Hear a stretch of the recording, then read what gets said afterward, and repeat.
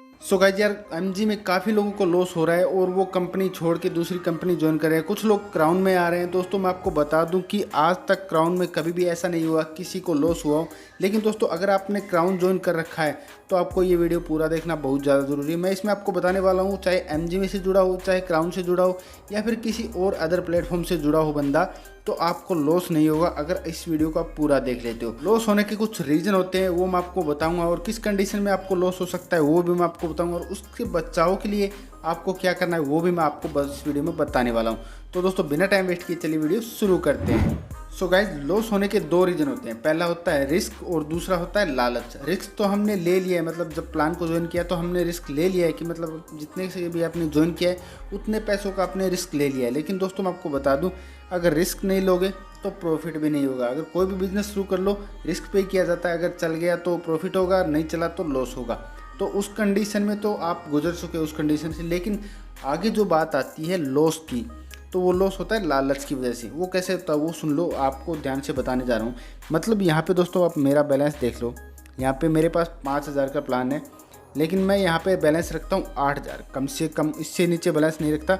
और मैं विड्रॉल करता हूँ 15,000 मेरे हो जाते हैं, तब 7-8,000 बैलेंस का विड्रॉल कर लेता हूँ। ये मैं आपको यहाँ पे दिखा भी सकता हूँ प्रूफ के तौर पे। तो यहाँ पे देख लीजिए अभी 2-3 दिन का जो है, तो यहाँ पे आप चेक कर लीजिए। आप 7200 8,000 का मैंने किया हुआ है, उससे पहले 6300 का किया था। तो इस प्रकार मतलब क्या है कि लोग ये करते हैं जैसे कि ज्वाइन हो गए और 5,000 के प्लान से ज्वाइन हो गए, पहले दिन जो प्रॉफिट है उन्होंने निकाल लिया, मतलब वो डेली का डेली प्रॉफिट निकाल लेते हैं। और उनके साथ में होता क्या है कि ऐसी कंडीशन आती है कि कुछ ऐसा टाइम आता है, मतलब जो फ्लक्चुएशन हाई हो जाती है। अब हाई हो जाती है तो कंपनी बोलती है कि 1,500 और डिपॉजिट करो। वहाँ पे वो डिपॉजिट नहीं करते हैं, या तो पहली बात ये है ताकि वो देखते हैं कि वो और नीचा आए, क्या पता बाद में करेंगे। तो ऐसी सिचुएशन में वहाँ पे उनकी मनी लॉस हो जाती है पूरी की पूरी, और वो रिचार्ज भी नहीं करते हैं। और दूसरा ऑप्शन ये होता है कि उनके पास में वो चाहते हैं कि रिचार्ज करें, लेकिन उस टाइम पे सर्वर बिजी होता है, किसी वजह से टेक्निकल इश्यू की वजह से रिचार्ज नहीं हो पाता है। तो उस वजह से वो बंदा अपना पैसा खो देता है पूरा का पूरा। एमजी में ऐसा देखा गया कि अगर आपके पास में प्लान 5,000 का है तो यहाँ पे आपका नेगेटिव अमाउंट जो है दोस्तों 10 से 10,000 तक चली जाती है। मतलब आपको एक्स्ट्रा डिपॉजिट इतना करना पड़ता है।